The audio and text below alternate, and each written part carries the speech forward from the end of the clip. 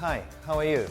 For those that don't know me, I'm Gerson Haida. I'm the founder of www.engineersinaustralia.com, a website to share valuable content and relevant information to your engineering qualification validation journey in Australia.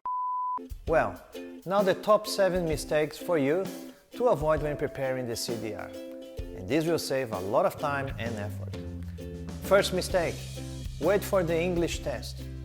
Some engineers wait until they get the minimum English test scores to start preparing their CDR. This is very common and sometimes it could be seen to be logic, but the fact is that if you are an intermediate English speaker, you most probably could start preparing your CDR documentation and save yourself a lot of time, so when you finish your CDR documentation, it could coincide with when you get your minimum English test score.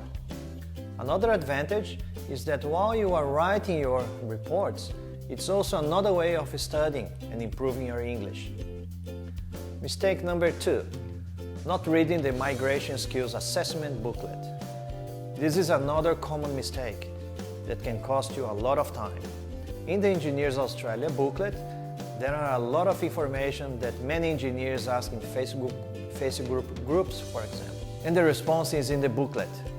There may be some issues that need a little bit more clarification, but most of the questions can be answered just by reading the Engineers Australia booklet.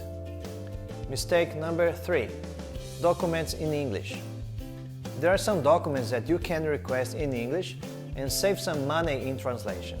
For example, if you're asking your former company to provide a reference letter, then ask them if they are keen to provide you in English. And even better if you could draft the letter for them so the document has all the information needed for your CDR.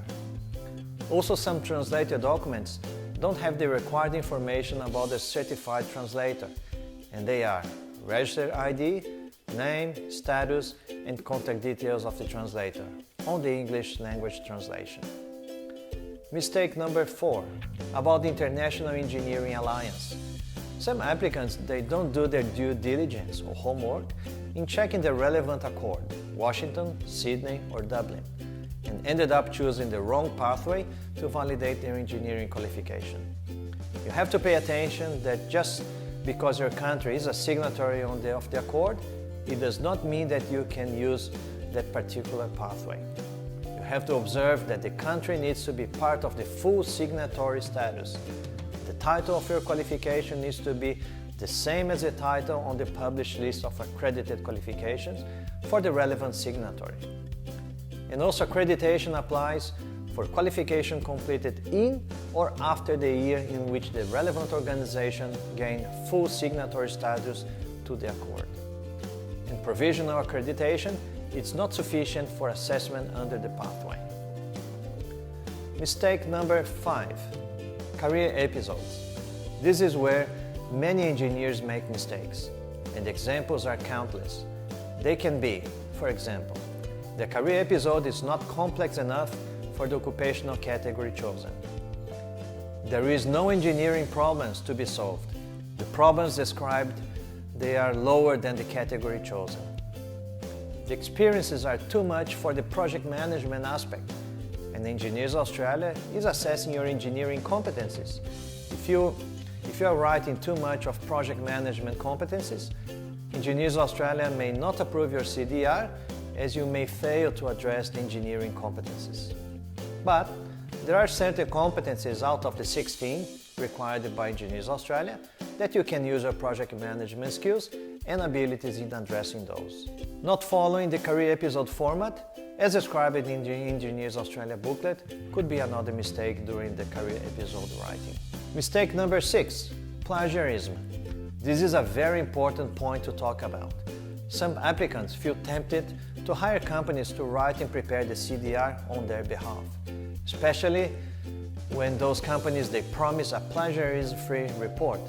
This is very risky, and I certainly don't support this practice, as it breaches the Engineers Australia Code of Ethics, and if caught, your application will certainly not be approved and you will be banned for 12 months, as well as your details will be passed to the Home Affairs Department for future investigation. I'll be talking more about plagiarism in video number 3. Mistake number 7, summary statement. Not addressing the competencies with the right content. It's understandable as we are engineers and writing skills are usually not great with our analytical profile. Some are very good, but if you're like me, it's not great.